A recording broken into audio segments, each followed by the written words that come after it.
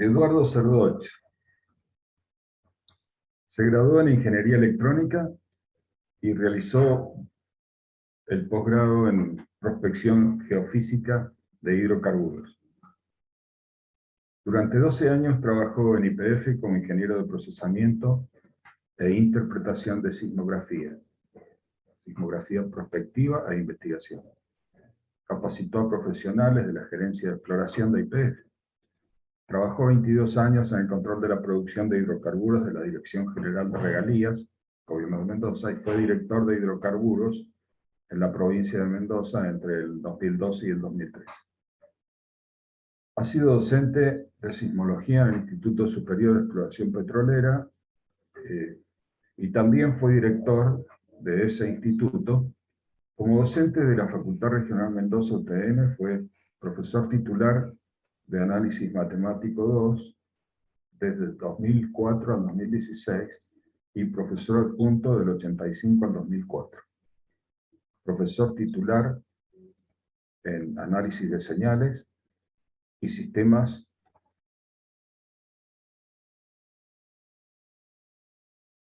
Pero para nosotros lo importante es que Eduardo es un gran amigo. Creo que eso es el título más importante para estas circunstancias. Eduardo, todo el micrófono es tuyo. Bueno, gracias, Raúl. Es un gusto para mí y el agradecido soy yo porque el Ateneo Amigos de la Ciencia para mí ha significado, en primer lugar, hacerme de muchos más amigos, por supuesto, amigarme a su vez cada día más con la ciencia. Así que muchas gracias por todo lo que has dicho y muchas gracias a toda la gente que está en este momento prestándonos atención. Esperamos que salgan satisfechos de esta charla de hoy. Bueno, buenas tardes, amigos de la ciencia. Vamos a comenzar con la disertación Origen de los hidrocarburos y su explotación.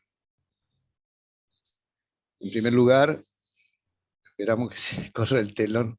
He puesto dos imágenes que se acompañan en la carátula. A la izquierda está la torre de perforación, atravesando los sedimentos, y en la parte baja se ve una generación de porosidad, ya sea a lo mejor porosidad natural o artificial, y que se enfrenta en la parte derecha con el intervalo que nos va a ser de mayor interés para lo que es el interés local de toda la gente, lo que es nuestra cuenca Mendoza.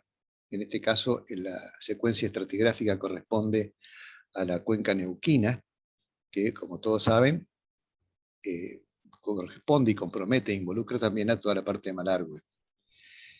Y fundamentalmente nos vamos a enfocar en digamos así, la vedette de estos tiempos, que es la formación Vaca Muerta, que voy a empezar diciendo, para aclarar ya mismo, ya que la tenemos delante, y que voy a señalar aquí, en este lugar, ¿sí?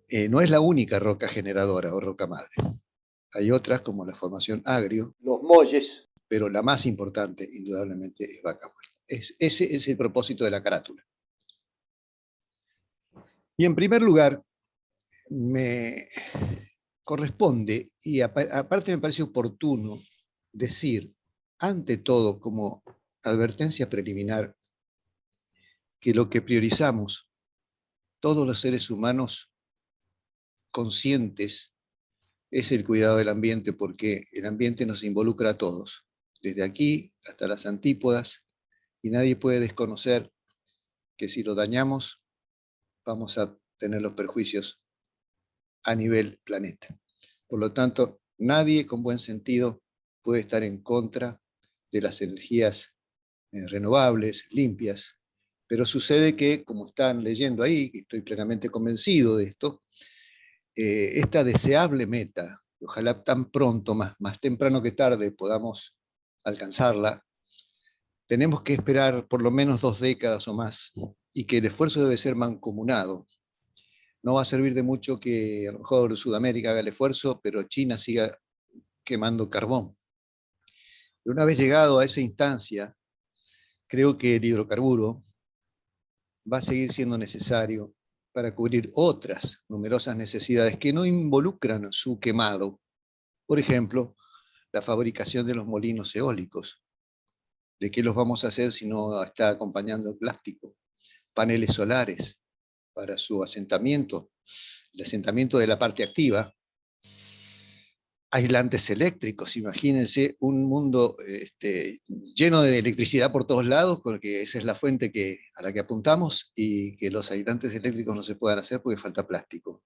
Fibras ópticas con las que nos estamos comunicando en estos momentos, prótesis para los enfermos, envases, pinturas, lubricantes, solventes, pegamentos, neumáticos, vinílicos, textiles, industria del calzado. ¿Quién no tiene en este momento en sus pies un poco de plástico goma?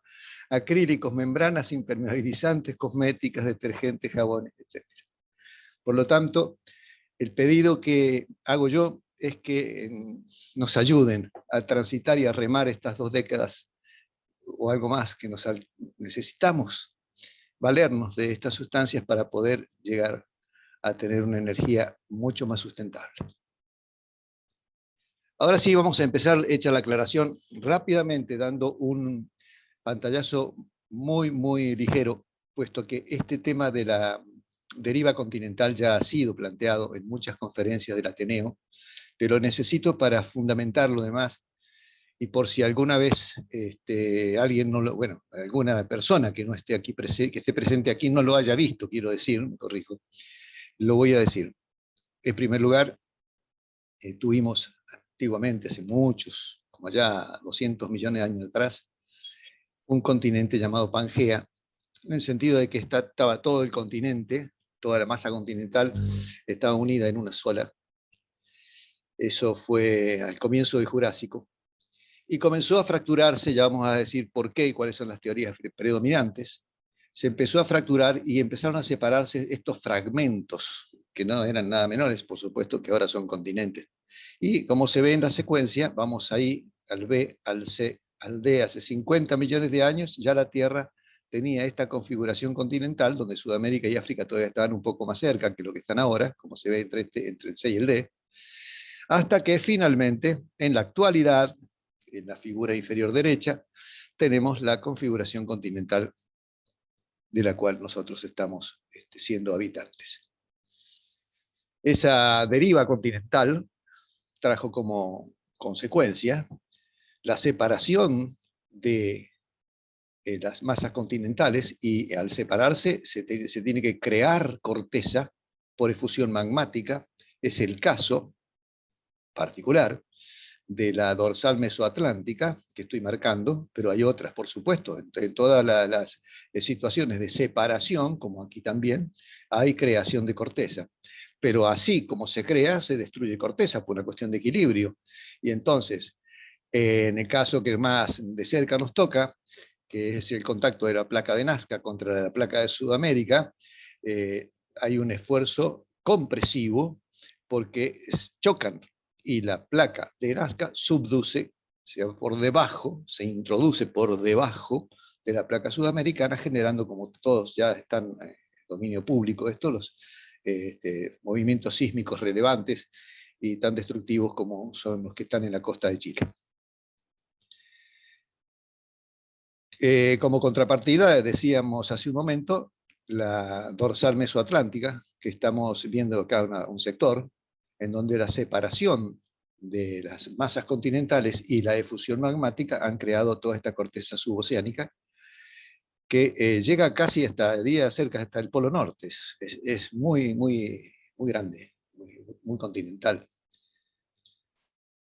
Y aquí vemos lo que recién manifestábamos, el surco de subducción, que se observa fácilmente en el Google Earth. Estas son imágenes obviamente de allí, se nota claramente, donde está la placa de Nazca introduciéndose por debajo de la placa de Sudamérica y generando este surco, en donde están, digamos, manifestándose la mayoría de los movimientos sísmicos de gran magnitud.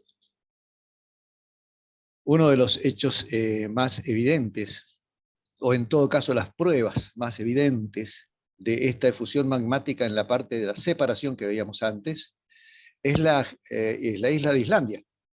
Esto es consecuencia directamente de la efusión magmática predominante en esta zona, que fue muy fuerte y generó todo este pequeño, digamos pequeño, entre comillas, sector de continente, que es todo el territorio de Islandia, en donde, como decía Mario Storti en la disertación del viernes pasado, hay una gran disponibilidad de energía geotérmica. Por eso lo traigo a colación, porque de energías en definitiva estamos hablando, ya sea con gas, petróleo o lo que fuese, y la geotérmica es una de las energías más importantes y más interesantes y atractivas desde el punto de vista de lo limpia que es.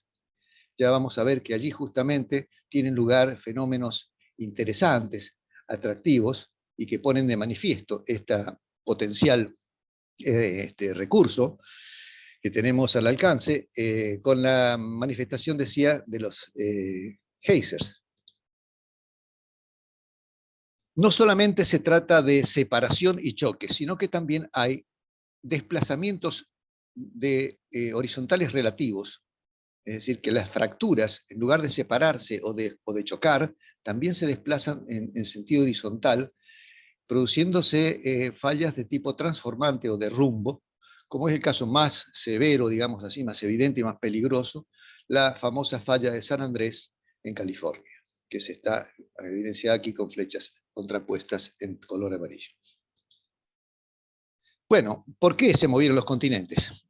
Lo más aceptable hasta ahora es la teoría de las corrientes convectivas del manto. Ustedes saben que el manto está en estado semifluido, entonces por el calor que surge del núcleo, se producen, dado como si fuesen las corrientes convectivas en un recipiente con agua hirviendo o por hervir, y dan lugar a esta circulación, se me ha perdido el mouse, ahí está, esta circulación en forma de horaria y antihoraria, digamos así, dando lugar a separaciones y encuentros.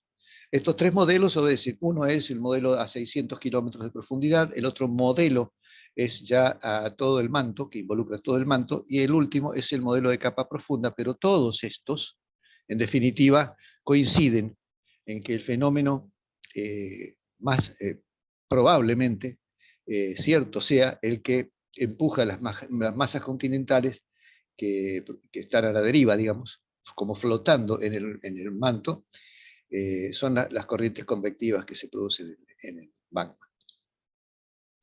Entonces, ¿qué pasa?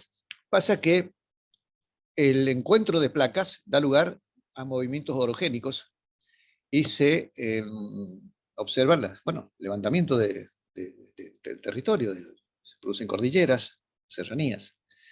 Pero este aquí que en el otro extremo, en la separación, en la creación de corteza donde se están separando las placas, la efusión magmática indicada aquí en rojo, genera también determinadas elevaciones hasta que se solidifica y va abriéndose y volviendo a surgir magma y así sucesivamente para generar diferentes estadios de acumulación de ese material magmático que en gran parte es magnético, es decir, es ferromagnético. Y fíjense qué increíble que ha habido, y acá está la prueba, ha habido inversión del sentido del campo magnético terrestre durante muchísimos millones de años, y está registrado en la orientación de los granos de estos materiales que, según el sentido del campo magnético, se orientan de una u otra manera. Ahí dice en el pie de la foto, que he tomado de esta fuente, que a medida que se añade nuevo basalto al fondo oceánico en las dorsales centrooceánicas, se magnetiza de acuerdo con el campo magnético existente en ese momento en la Tierra. Por consiguiente, se comporta en forma parecida a una grabadora a medida que registra cada inversión del campo magnético de nuestro planeta. Bien, Y una de las evidencias del calor que viene del manto son los geysers. El mecanismo de un geyser está explicado en esta figura. En la parte superior se ilustra la inyección, digamos así, hay agua, se llena con agua estas cavidades, pero acá hay temperatura. El grado geotérmico nos dice que a medida que profundizamos, y en esto vamos a insistir más adelante, por otras cosas, la temperatura va en aumento. Llega un momento en que esta parte inferior, que está sobrepresurizada y está a temperaturas mucho mayores de 100 grados, no ha entrado en ebullición debido a que está presurizada como en una olla a presión. Pero ese mismo calor que también está presente más arriba hace que el agua empiece a salir porque está caliente.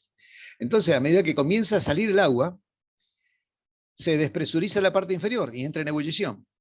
Y entra en ebullición y empuja más y se produce un ciclo acumulativo.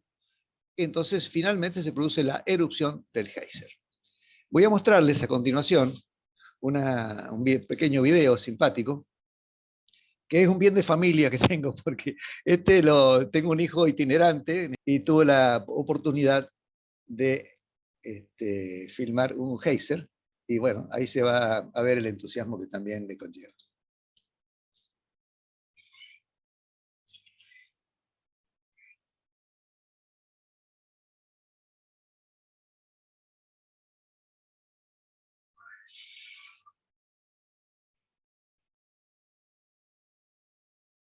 Bueno, una vez más lo vemos. Bueno, lo que quiero, lo muestro otra vez porque creo que es simpático verlo.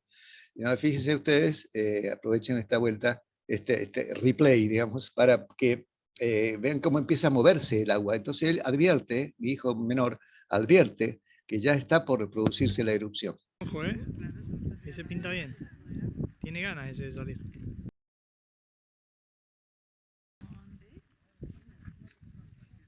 Va, ¡Toma! Está entusiasmado el joven. Bueno, ya les conté lo demás, ahora seguimos. Ustedes vieron cómo empieza a moverse el agua, cosa que él advierte, y dice, ahora va, parece que pinta bien, porque en superficie, más allá del vapor que se está levantando, y eso da cuenta de la temperatura que hay, se ven movimientos de agua. Bueno, no nos detenemos más en esto.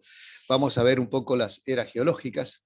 Empezamos con la arqueozoica, la más antigua, hacia 2.500 millones de años, hasta los 800 millones de años. Luego viene el paleozoico, el mesozoico y la era cenozoica. Y en paralelo, digamos así, con las eras están los períodos. El precámbrico, el cámbrico, ordovícico. Esto lo deben recordar de ciencias naturales del secundario. Silúrico, devónico, carbónico, pérmico, lo aprendíamos de memoria. Triásico, jurásico, y ahí ven una flecha celeste. Esta flecha celeste está puesta aquí en el Jurásico tardío y en los principios del Cretácico, porque ahí es donde nos vamos a detener con la formación vaca muerta y toda esa parte que tiene tanto suceso en estos momentos, porque va a ser una de las partes núcleos de esta charla. Bueno, tenemos noticia de que no solamente ahora estamos frente a una emergencia de calentamiento climático, sino que ha habido en otras épocas, especialmente después del Jurásico, hay acuerdo entre toda la comunidad científica que el Cretácico fue una época bastante caliente también, porque hubo un efecto invernadero. No se sabe bien cuáles fueron sus causas, pero que toda esta fronda de talla enorme, impenetrable, hasta lujuriosa, diría yo, fue, digamos así, casi suprimida por la polución ambiental que probablemente haya causado ese famoso meteorito que cayó en el Golfo de México y que haya sido la causa de ese calentamiento global, de la extinción de estos grandes individuos vegetales, y que causó por esta extinción de los grandes bichos, los dinosaurios, etc. Esto lo traigo a colación porque tenemos que estar atentos también, no solo a la conducta de nosotros, los seres humanos, sino que también hay otros elementos que pueden estar causando estas imperfecciones, digamos así, pongo entre comillas, porque pueden ser causas naturales y no por eso son imperfectas, sí, pero que para nosotros, para los tiempos humanos, nos causa una aflicción con toda lógica, más allá de que tenemos que cuidar nuestra conducta. Está bien establecido que las condiciones de invernadero prevalecieron durante el periodo Cretácico, desde 145 millones de años atrás hasta 66 millones de años. Sin embargo, determinar la naturaleza exacta del forzamiento de los gases de efecto invernadero, el calentamiento climático y la sensibilidad climática sigue siendo un tema activo de investigación. Y los datos de geoquímica y paleontológicos son valiosos como información. Esto lo traigo a colación para que veamos que hay otras variables que pueden estar jugando también. Y que de todas maneras es un antecedente que certifica, por supuesto, que el exceso de anhídrido carbónico no es bueno, ni en el Cretácico ni ahora. Bien, vamos a ver por un momento el ciclo de las rocas sedimentarias. Fíjense, aquí en este cuadro que estoy señalando arriba a la izquierda, tenemos la simulación, digamos, un dibujo esquemático, de una cordillera que, por estar más expuesta, está siendo erosionada por los agentes meteorológicos, y todos los materiales de esa erosión se depositan en lugares donde hay concavidades que los pueden recibir. A medida que se van juntando esos sedimentos, van cargando cada vez más la corteza, por lo cual hace más peso. Y al hacer más peso, se hunde en el magma, y al hundirse en el magma, se va fundiendo. Cosa inversa sucede al alivianarse por la erosión misma estas eminencias orográficas, y al desgastarse se hace más liviano, entonces flota más, asciende, ¿sí? Proceso de emergencia, y la parte inferior, que estaba fluida, va solidificándose. Y este es un ciclo dinámico permanente. Este es el ciclo de las rocas sedimentarias. Bueno, a consecuencia de eso, y justamente por eso traía a colación la deriva continental y todas estas cosas, se producen ondulaciones, pliegues, que generan concavidades donde se depositan los sedimentos, y ahí es donde también van en los sedimentos, va materia orgánica, y van empezando a generarse los elementos básicos para la gestación de los hidrocarburos. Ya veremos con mayor detalle, vamos anticipando ahora algunas cosas. En esta imagen inferior izquierda tenemos el basamento, es decir, la cuenca más profunda, donde dio lugar a la acumulación de los sedimentos. En este sector que estoy marcando acá, que es un tanto grisáceo, se simboliza o se supone que está la roca generadora, que tiene materia orgánica en condiciones de expulsar petróleo desde su seno. Vamos a explicar más tarde los mecanismos, estamos introduciendo ideas. Sobre ella se encuentra esta amarilla, que vamos a suponer que tiene buena porosidad y ha sido capaz de contener ese hidrocarburo que se generó en la roca que lo subyace. Y por encima de lo amarillo tenemos una capa negra, que es lo que llamamos roca sello, porque si no existiese, o en lugares donde no hay roca sello, ese hidrocarburo se pierde. Pero de encontrarse con una impermeabilidad aquí que le impide continuar migrando desde la roca madre hacia la parte amarilla, que es la roca reservorio, entonces ahí se produce el entrampamiento que vamos a prestarle especial interés. Entonces, ¿qué hacemos? Lo importante es determinar dónde están estas grandes cuencas sedimentarias para proceder al estudio más refinado y determinar si tiene posibilidades de generar, o ha tenido posibilidades de generar hidrocarburos. Las principales cuencas de Argentina, bueno, aquí en esta de arriba a la derecha, me estaba olvidando de detallar un poquito, está muy simbolizado en un pequeño espacio distintas ondulaciones, en donde está un poco lo que dije acá,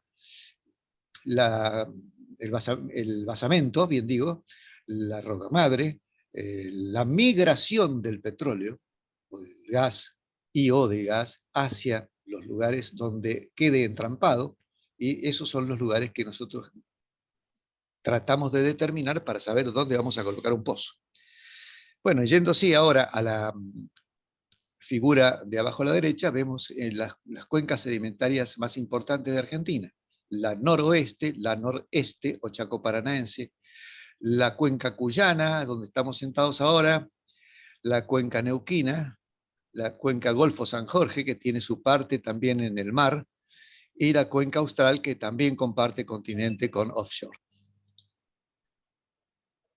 Para revisar y remarcar, enfatizando lo que vimos recién, hay dos procesos importantes.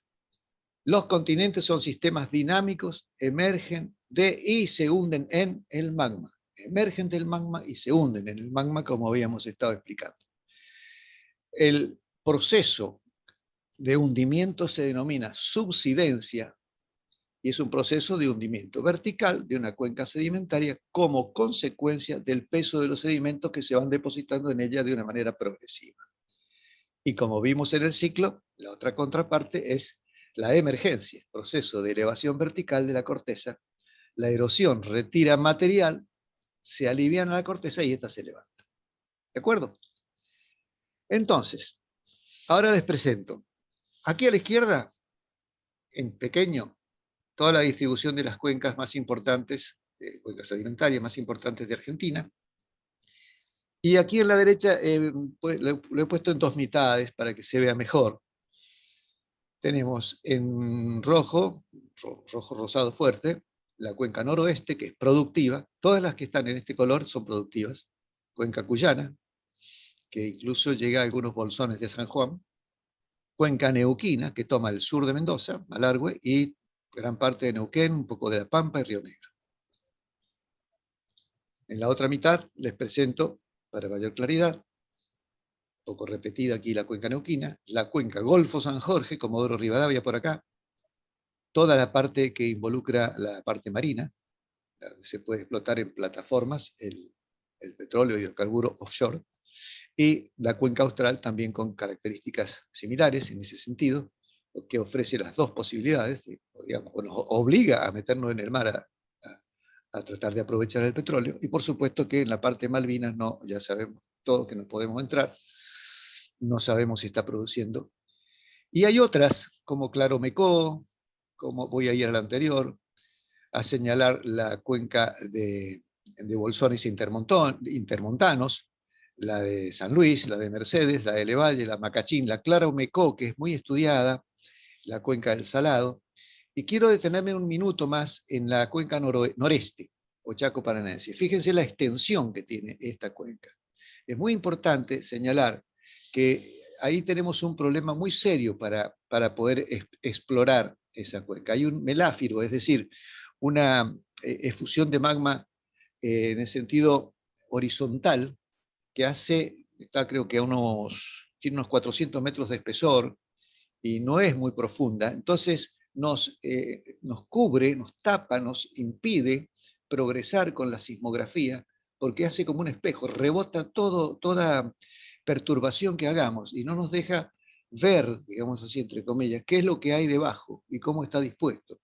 Pero hay esperanza de que algún día aparezca alguna otra metodología superadora y nos permita explorar decorosamente, digamos, esta gran cuenca en donde abrigamos grandes esperanzas de que pueda haber hidrocarburos. Ahora sí, origen del petróleo. ¿Cuáles son las condiciones para que el petróleo se produzca?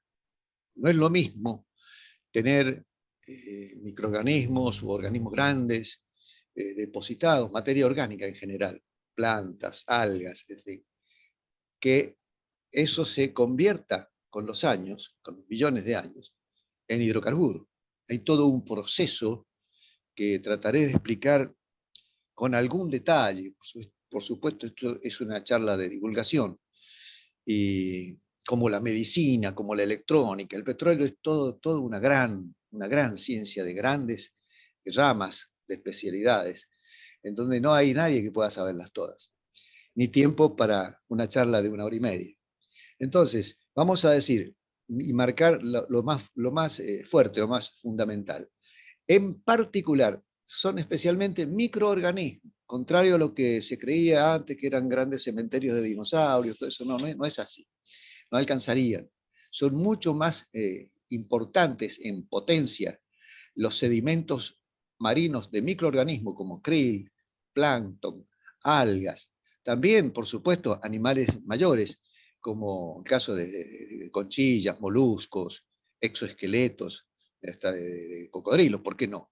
Y también en el ambiente continental, en los ambientes palustres, es decir, los de lagos y de pantanos, también hay acumulaciones de vegetales superiores, que también son bienvenidos todos a la gran denominación de materia orgánica susceptible de ser transformada posteriormente en hidrocarburos. Pero no solamente es necesaria su presencia o su depositación, sino que ahora tiene que venir el soterramiento.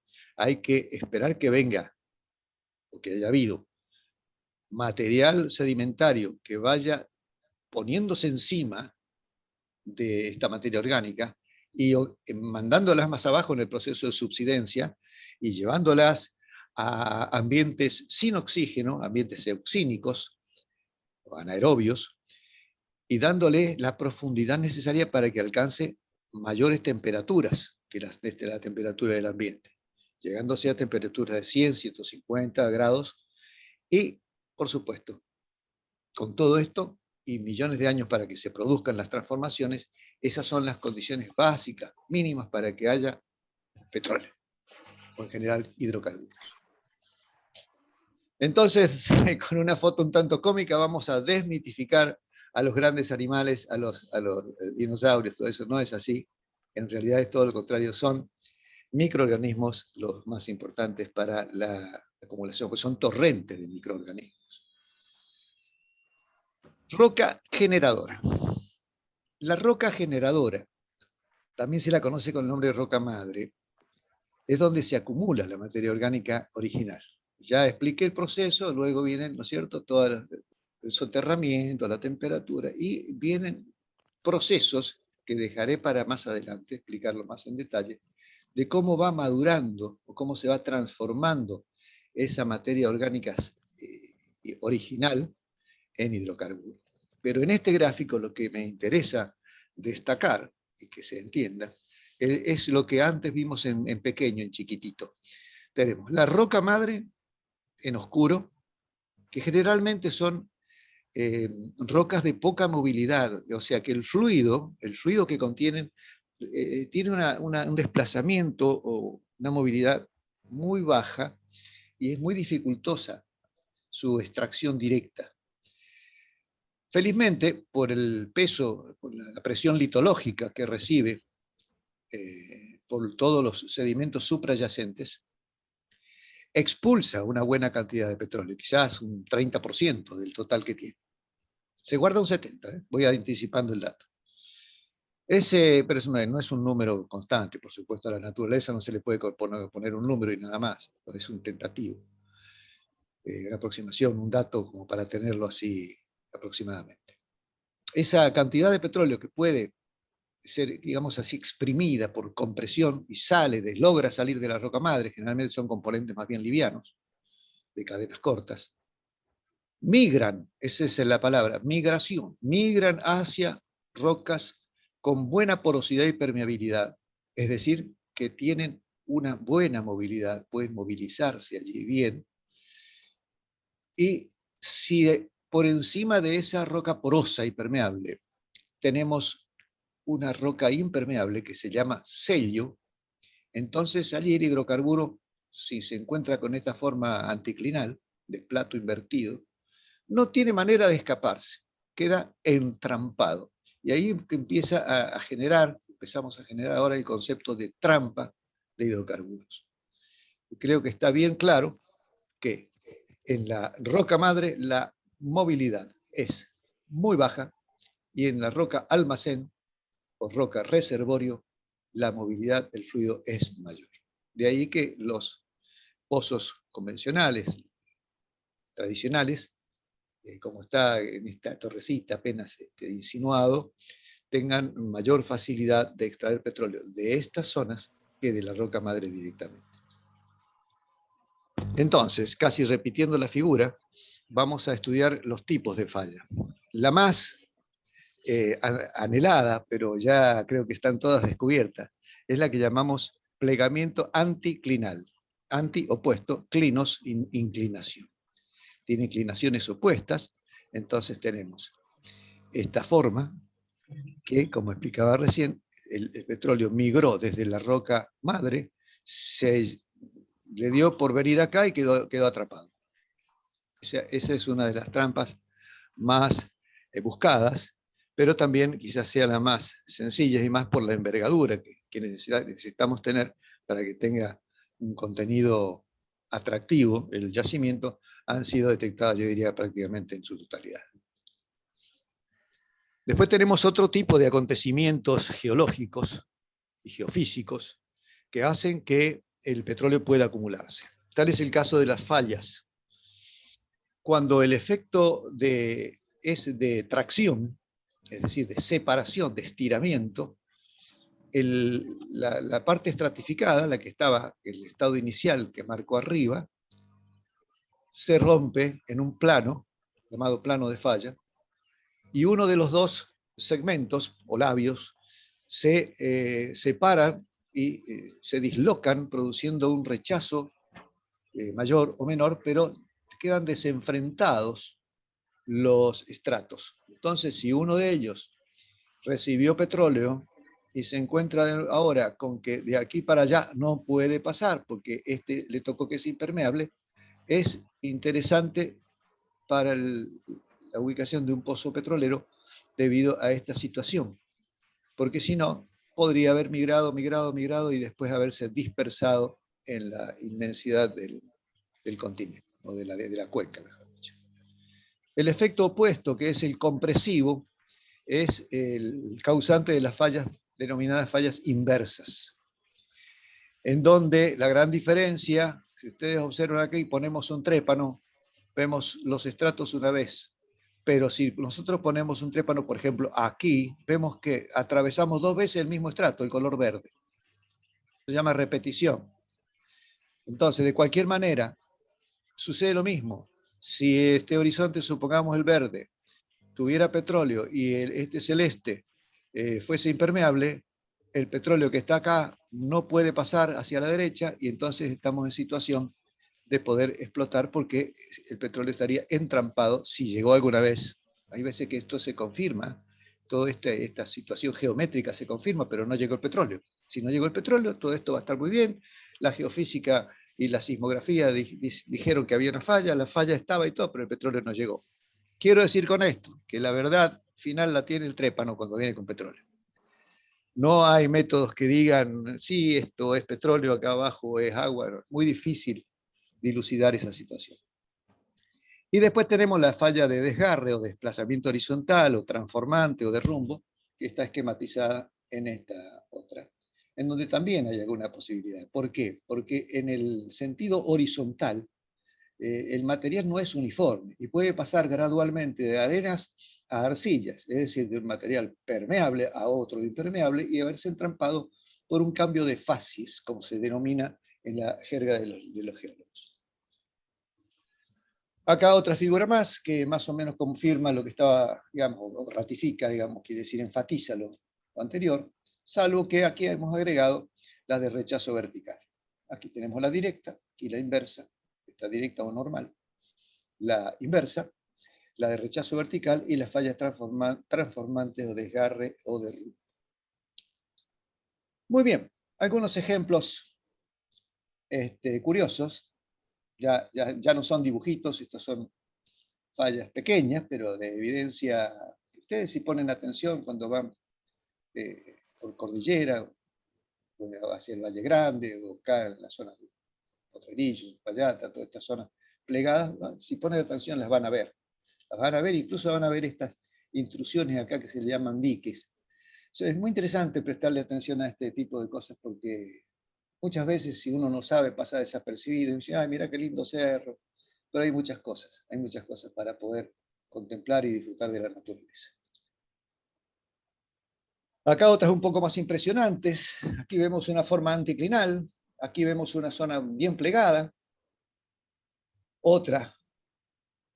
Y esta de la izquierda, la parte inferior, pareciera ser un anticlinal volcado, como que estuviera replegado sobre sí mismo, y seguramente acá ha habido un efecto de erosivo, lo que normalmente hace que se le denomine anticlinal desventrado. Son ejemplos, simplemente. Acá me ha gustado mucho porque si ustedes ahora se dejan de la perplejidad que les produce la falla y toda esta impresionante imagen, miren qué tranquilos que viven los que están acá arriba, donde han venido a construir. Pero no se preocupen que esto no se esto es un lecho rocoso ya bien firme. Pero es impresionante porque acá la gente que vive, si uno le cuenta que esto es una zona de falla y que está en esta situación, capaz que vende la casa rápido. ¿Cómo estamos? ¿Se escucha? Sí, muy bien, muy bien, Edu, Necesito muy bien. retorno porque uno no sabe en qué momento a lo mejor Muy sigue bueno. hablando solo, ¿no? No, Muy está, bien, se escucha bien. está perfecto, muy bien, Edu. Después vamos a hacer una despertaste. pequeña pausa para tomar agua y Despertaste, lavarnos la Eduardo. cara, peinarnos, y así para que no se canse. ¿Se Bueno. te puede interrumpir por alguna pregunta?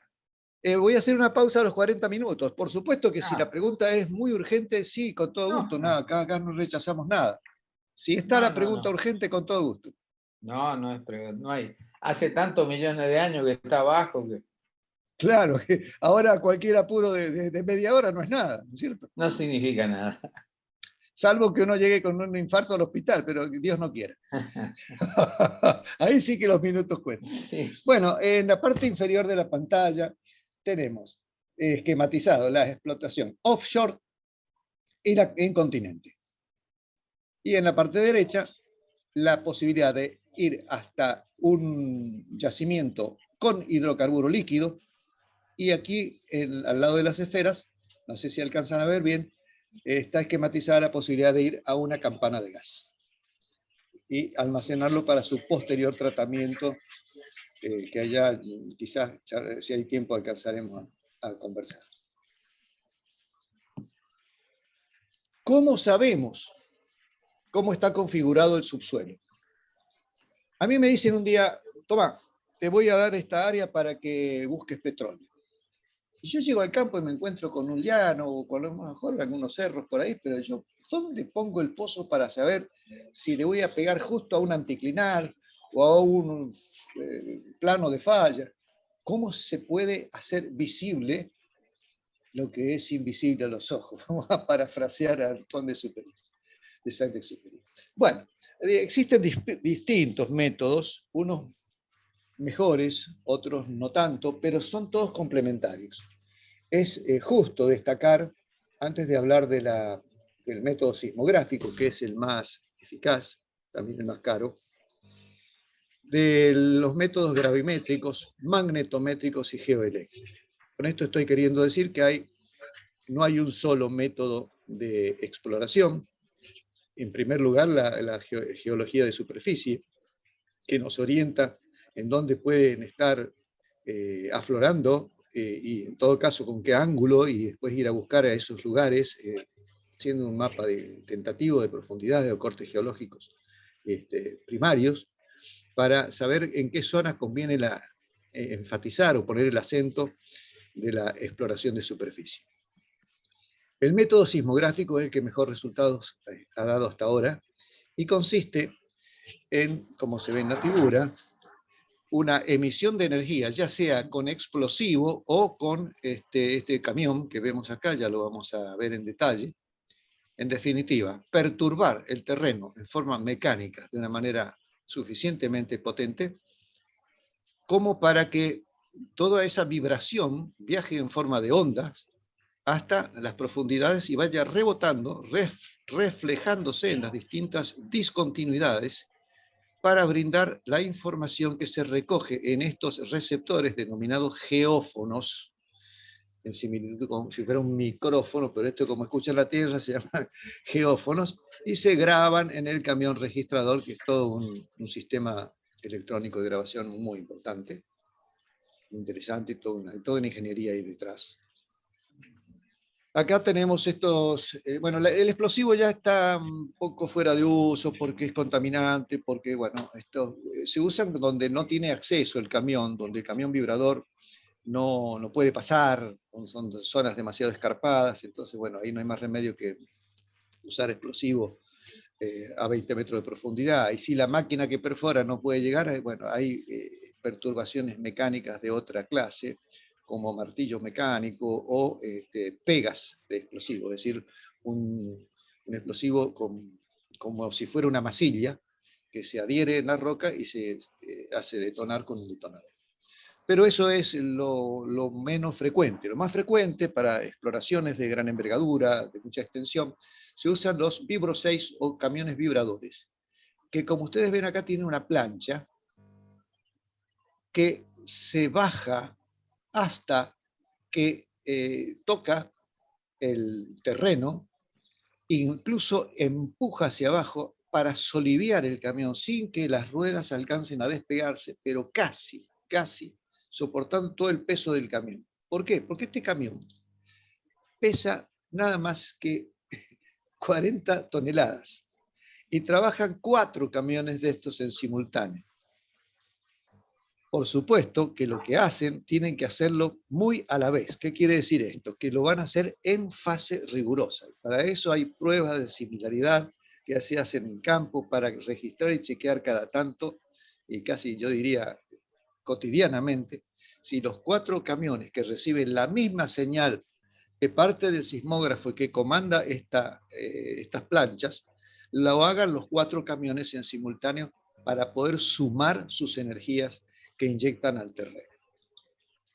Entonces, cuando esos eventos de perturbación, recuerden que las ondas viajan por las profundidades, pero van volviendo, cosa que la cuenca chaco-paranaense nos impide por ese meláfiro que tiene.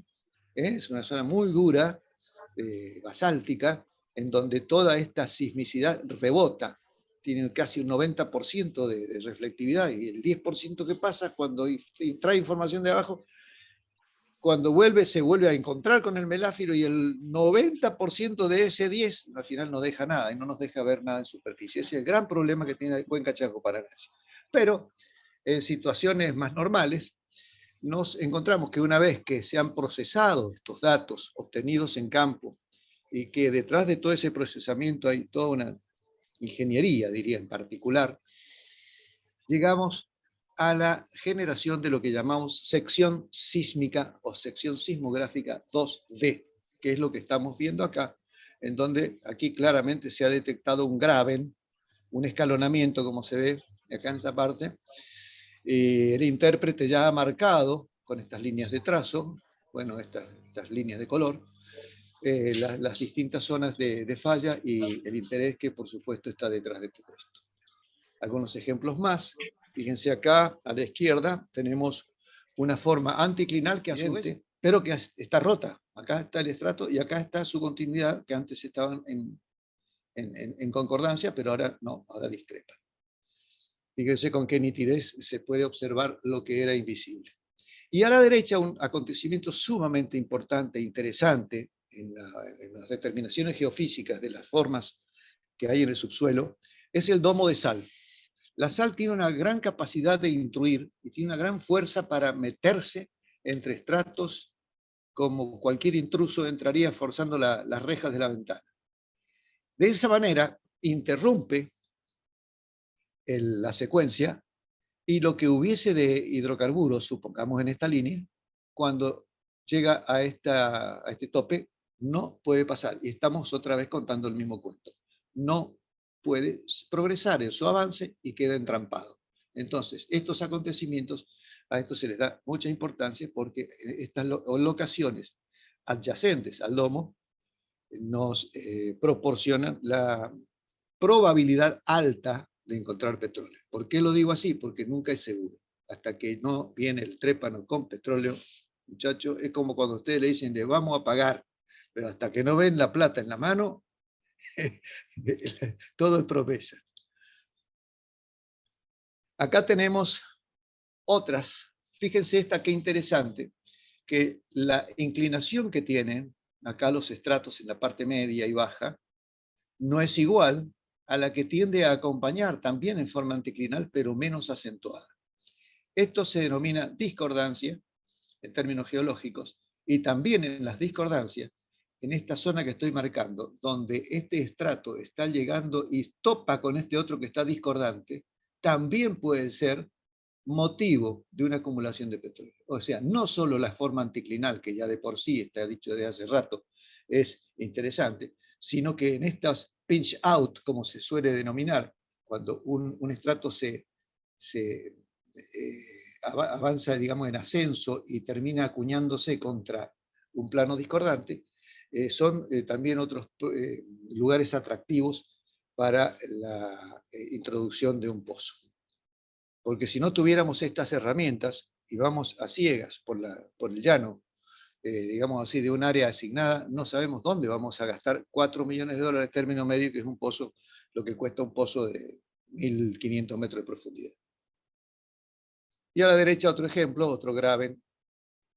Acá le ha puesto el intérprete gas. ¿Y por qué eso? Porque justamente el gas, cuando está presente, produce una anomalía en la sismografía que se llama bright spot, es decir, la mancha brillante, porque hay una inversión de fase que se nota claramente y es muy, muy evidente cuando hay una acumulación importante de gas. Entonces, por lo menos pone un signo de interrogación, pero dice, ¿quién sabe? Es muy probable que aquí esto que estoy viendo sea motivo de que haya acumulación de gas. Todo esto que fue mostrado es la sísmica 2D, pero también tenemos datos sísmicos 3D. Pero por supuesto, esto es muchísimo más caro. Y no se usa en forma indiscriminada porque, bueno, salvo que uno tenga toda la plata del mundo y gana de tirarla. En realidad, cuando hay un yacimiento ya en desarrollo y está dando buenos resultados, para poder ir más fino y tener un coeficiente de acierto muy superior al 80%, porque ya sabemos dónde va la silueta de hidrocarburos que estamos detectando e incluso explotando ya con pozos productores, se hace uso de esta sísmica de detalle de 3D, en donde las líneas sismográficas que mostrábamos recién con el camioncito que las ondas rebotaban, son en retículo, como si fuera un damero esto, ¿no? Entonces, luego, esto es similar a la tomografía computada, ¿no? Una vez que tenemos unos cuantos cortes, los podemos unir e inferir por interpolación lo que está entre medio. Es como un muestreo fino, espacial, que nos permite ver en volumen, digamos así, un cubo de unos cuantos kilómetros cúbicos. Y aquí una sección interpretada, 3D, en donde ya están los pozos bastante bien definidos y ahí están marcados. 35/82, no sé si es la denominación que le han puesto, pero acá evidentemente se han sugerido pozos de intentos para poder explotar lo que con alta probabilidad tengamos ahí escondido para aprovechar. Bueno, ahora sí, si les parece, que llevamos un rato ya. ¿Cuánto llevamos? Bastante. O 45 minutos hablando. Podemos hacer un recreo. Y ahí que vengan las preguntas, toman agua, les damos tiempo a que, en fin, nos relajemos todos un poquito. Voy a dejar de compartir, así nos vemos. Atento a las preguntas. Aquí había alguien que quería decirme algo. ¿Cómo están? Bueno, las cuencas sedimentarias de Argentina son 24. Las Sí. productoras, las que tienen hidrocarburos, son 5. Claro. Y no sé por qué, yo soy ingeniero, no soy geólogo, pero siempre Sí, tuve Jorge. la teoría que las cuencas sedimentarias productivas de Argentina se alineaban a lo largo de la cordillera. Nunca están lejos de la cordillera.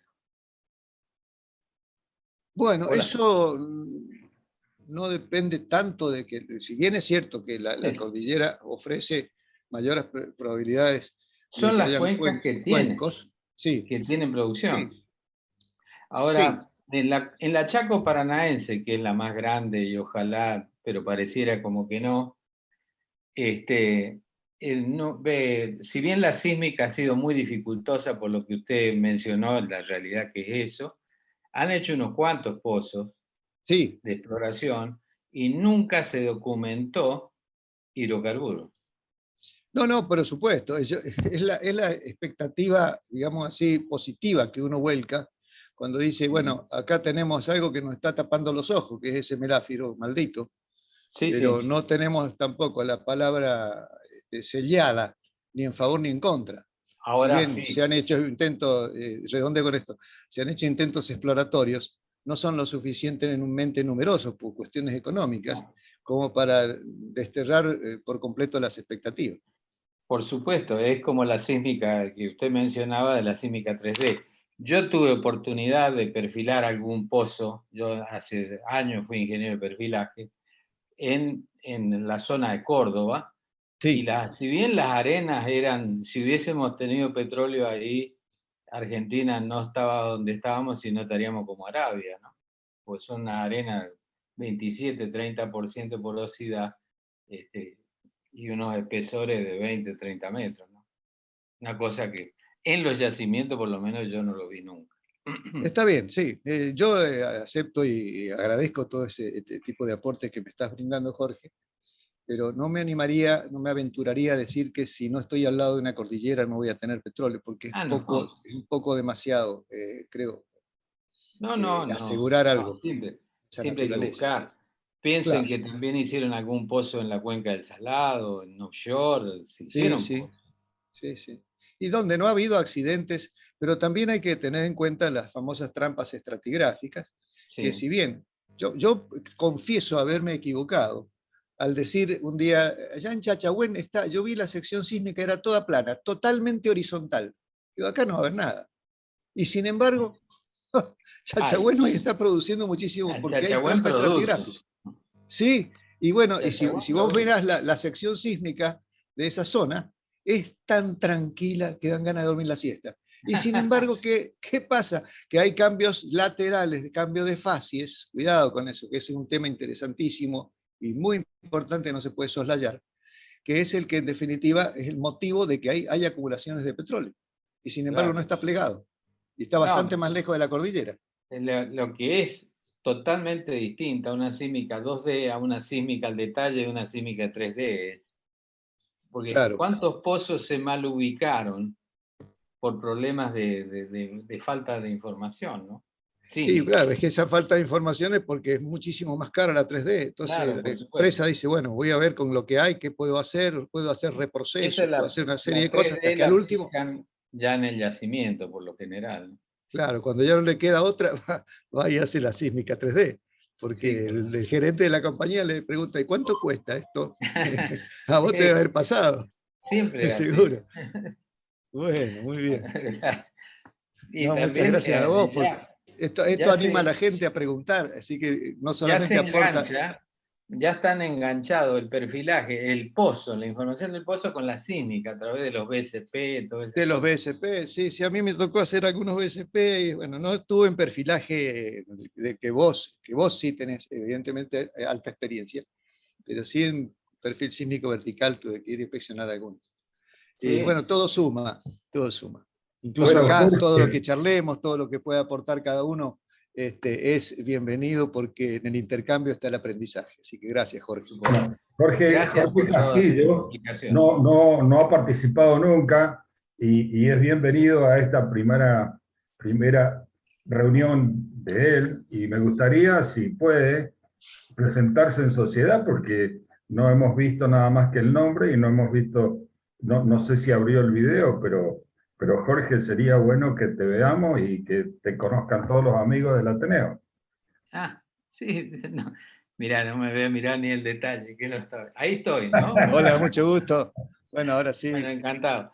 Yo lo vemos. primero trabajé 7 años como ingeniero de perfilaje en Halliburton, después pasé a Western, y después de esos primeros 10 años pasé a perforación, trabajé en Pride 25 años más, como ingeniero de perforación y a cargo de las operaciones de perforación de Argentina y Latinoamérica, que en un momento llegaron a ser muy grandes. Bueno, Ese es un pequeño resumen. estás invitado ya, ¿eh? El pez por su boca muere. Ahora, la próxima Gracias. te vamos a exprimir más que a una roca madre. No, yo veo que vos la tienes muy clara, No, no, el no. tema de A las ver, rocas no y es la exceso de modestia ni nada, sedimentación. pero yo creo que, como dije antes, la industria del petróleo es tan vasta, tan amplia, que nadie puede sabérselas todas. Nadie No, puede sabérselas todas. Yo creo que hay por especialidades. Yo me dediqué a la parte exploratoria de sísmica y después tuve unos cuantos años en el control de la producción petrolera de la provincia de Mendoza y aprendí otras facetas. Pero, por ejemplo, si a mí me meten en la refinería, estoy en otro mundo. Son cosas somos dos, tan diversas. somos Así dos. que podemos hablar claro, Yo no podemos tengo ni hablar la más remota idea de la destilería. claro. Bueno, y es así, es así. La ignorancia no se termina nunca, así que nosotros tenemos la posibilidad de estudiar siempre y de invitar a gente como vos que nos podrá enseñar de perfilaje, lo cual yo me voy a sentar como un alumno de primer grado, porque es muy poco lo que... ¿sí? ¿Alguna otra Ok. pregunta o seguimos? ¿Han tenido tiempo de ir a lavarse las manos, Ahí está, peinarse? ahí está Mario Storti, que levantó la mano. Que levantó la mano. Ah, Marito, Hola. ¿cómo andás? Se me ocurrió, o sea, conectarlo esto con lo que hablaste de la convección en Sí, en ajá, el manto, sí, conectarlo con el tema de los satélites, porque eso de que, bueno, viste que la convección es en el manto, es responsable del campo magnético terrestre, que el sí, campo magnético se está medio debilitando, se piensa que se va a producir una inversión en algún futuro relativamente cercano, no sé si en el orden de los miles de años, algunos piensan que hasta incluso menos. Y hay una anomalía en el campo magnético terrestre, no en el campo magnético terrestre, sino en el cinturón de Van Allen, de las partículas que están ajá, rodeando el sí, coso, y que está sí, justo ahí acá enfrente en el Atlántico Sur, y que produce que ahí los satélites medio fallan. Los claro, satélites cuando pasan por ahí claro, fallan.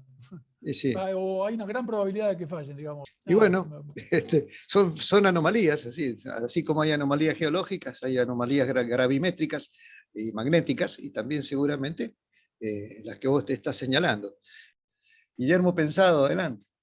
Hola. Bueno, como geólogo tengo que hacer un par de aclaraciones ahí Aportes. de las preguntas o aportes para que sepan. Como bien dijo Eduardo, las cuencas están relacionadas a zonas de subsidencia.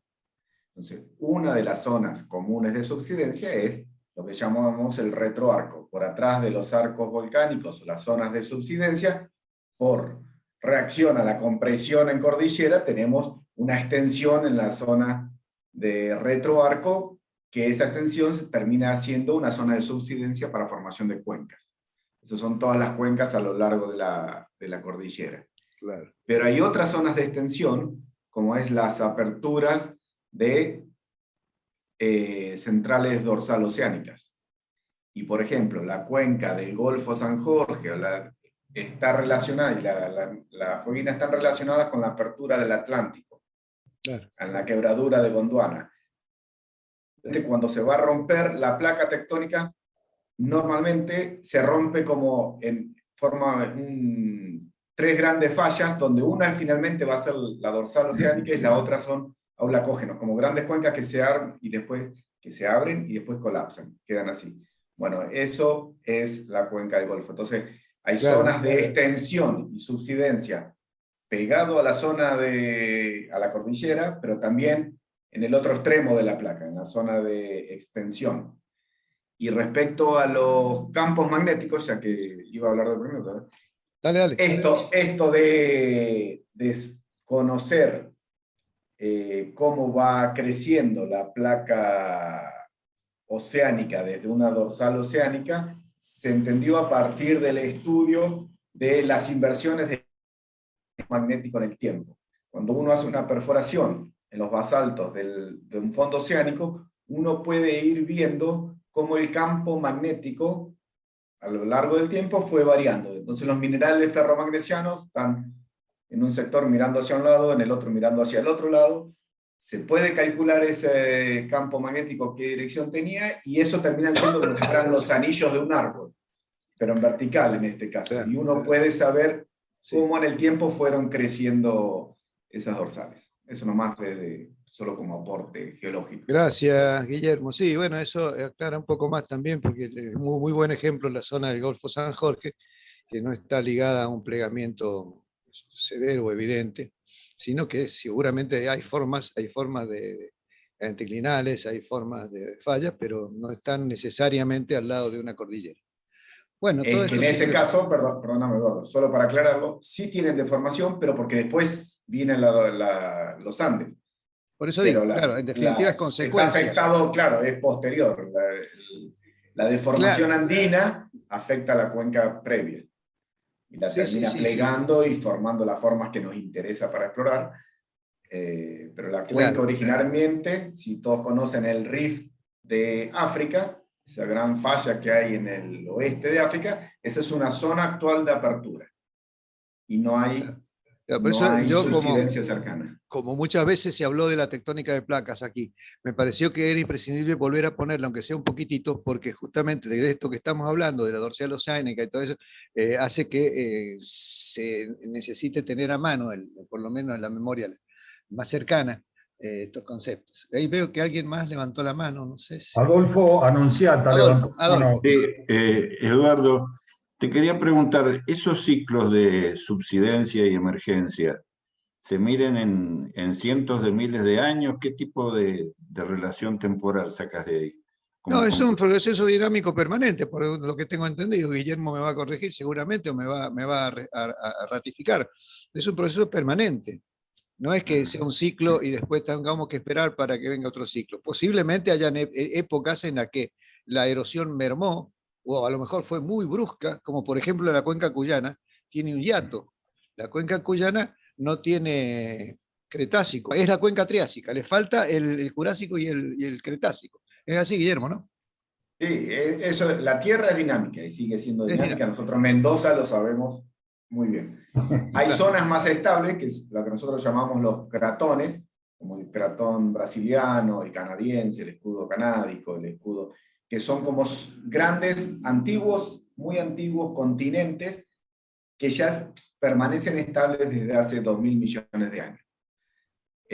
Pero no implica que en los bordes de esos cratones o de esos continentes antiguos, estos siguen flotando y moviéndose dentro del gran juego de la tectónica mundial. Claro, claro. Ah, ok. Y muchas veces, de hecho, nosotros en Mendoza, en el Paleozoico inferior, teníamos la costanera, sería verdaderamente una costanera, pues teníamos la costa del océano, hasta que llega un continente llamado Chilenia, que choca y nos deja apretado la placa, el continente sudamericano con un nuevo continente que colisiona y une. Y así se van armando los grandes continentes, por colisión de estos continentes que quedan flotando. Claro. Sí, Adolfo, Ok. traía ese ejemplo de la cuenca cuyana, que carece de sedimentos jurásico y bueno, que está sentada directamente el terciario sobre el triásico, porque en esa época predominó la erosión, en la zona de Claro. depositación predominó la erosión y eso no está. Entonces, no se puede decir esto es tan cíclico, porque hay dentro de ese ciclo hay variaciones Claro. de mayor aporte o incluso del efecto opuesto que es la erosión. Exactamente. Me quedó claro. Gracias, Eduardo. Espero.